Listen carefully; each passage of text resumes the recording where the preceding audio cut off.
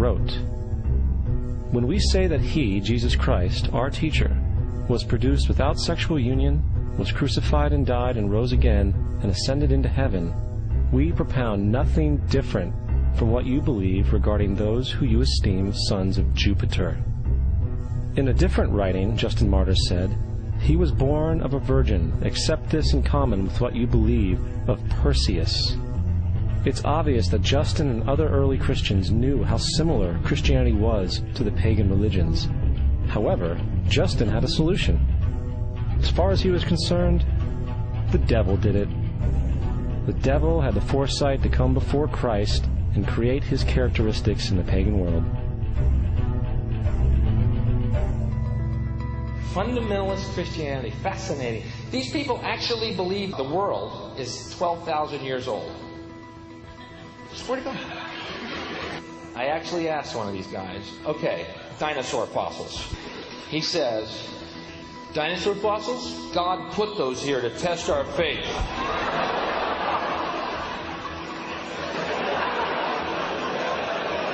I think God put you here to test my faith, dude.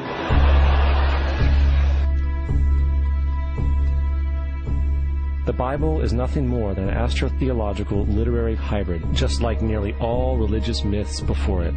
In fact, the aspect of transference of one character's attributes to a new character can be found within the book itself. In the Old Testament, there is the story of Joseph. Joseph was a prototype for Jesus. Joseph was born of a miracle birth. Jesus was born of a miracle birth. Joseph was of 12 brothers. Jesus had 12 disciples. Joseph was sold for 20 pieces of silver. Jesus was sold for 30 pieces of silver. Brother Judah suggests the sale of Joseph. Disciple Judas suggests the sale of Jesus. Joseph began his work at the age of 30.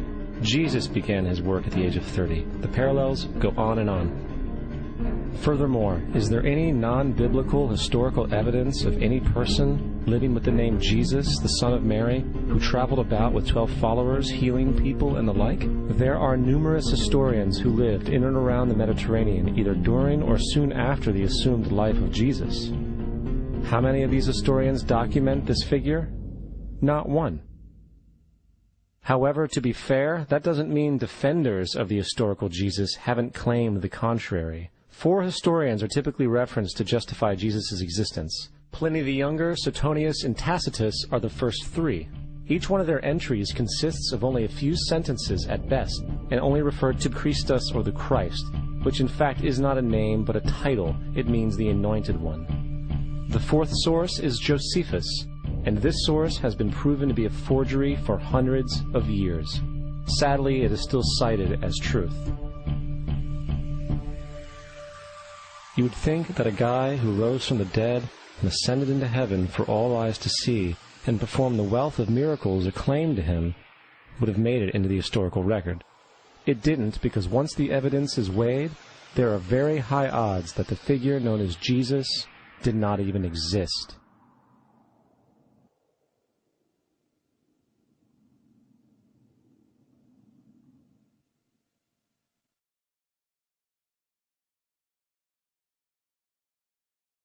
We don't want to be unkind, but we want to be factual. We don't want to cause hurt feelings, but we want to be academically correct in what we understand and know to be true. Christianity just is not based on truth. We find that Christianity was in fact nothing more than a Roman story, developed politically. The reality is, Jesus was the solar deity of the Gnostic Christian sect, and like all other pagan gods, he was a mythical figure. It was the political establishment that sought to historize the Jesus figure for social control. By 325 AD in Rome, Emperor Constantine convened the Council of Nicaea. It was during this meeting that the politically motivated Christian doctrines were established, and thus began a long history of Christian bloodshed and spiritual fraud. And for the next 1600 years, the Vatican maintained a political stranglehold on all of Europe, leading to such joyous periods as the Dark Ages, along with enlightening events such as the Crusades and the Inquisition.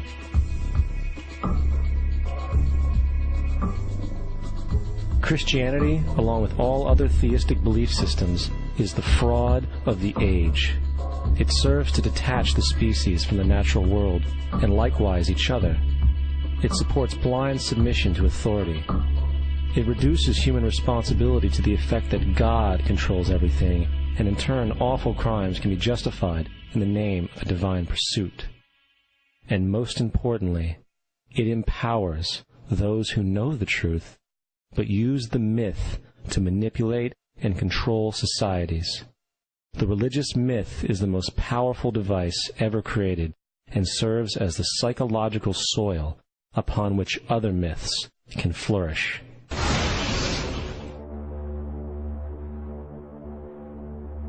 A myth is an idea that, while widely believed, is false. In a deeper sense, in the religious sense, a myth serves as an orienting and mobilizing story for a people. The focus is not on the story's relation to reality, but on its function. A story cannot function unless it is believed to be true in the community or the nation. It is not a matter of debate. If some people have the bad taste to raise the question of the truth of the sacred story, the keepers of the faith do not enter into debate with them. They ignore them or denounce them as blasphemers. It is wrong, blasphemous, and sinful for you to suggest, imply, or help other people come to the conclusion that the U.S. government killed 3,000 of its own citizens.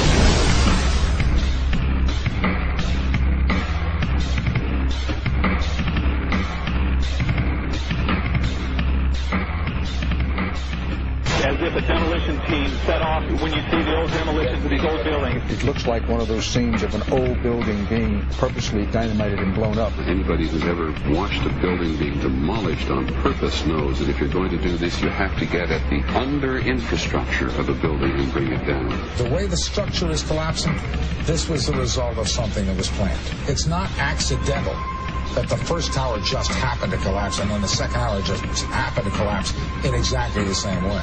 How they accomplished this, we don't know. The building collapsed to dust. You don't find a desk. You don't find a chair.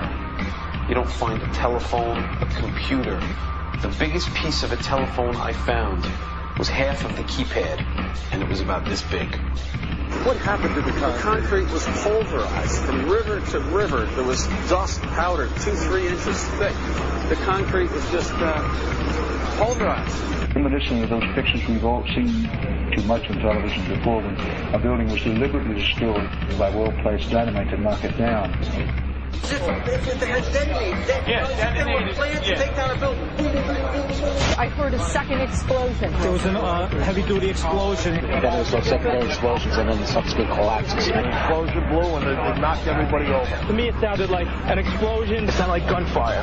Bang, bang, bang, bang, bang. And then all of a sudden, 3 big explosions. We heard a big explosion coming down. And then the entire top of the building just blew up. We saw some kind of explosion. By the force of the explosion. Big explosion. Blew us back into the 8th floor. Then we get to the lobby. This is a big explosion. The lobby looked as though a bomb had exploded there. A huge explosion now raining debris. It's been a huge explosion. Huge explosion that we all heard and felt. We just witnessed some kind of follow-up explosion. We heard a very loud explosion. The secondary explosion at Tower 1 camp. That is another bomb going off. He thinks that there were actually devices that were planted in the building.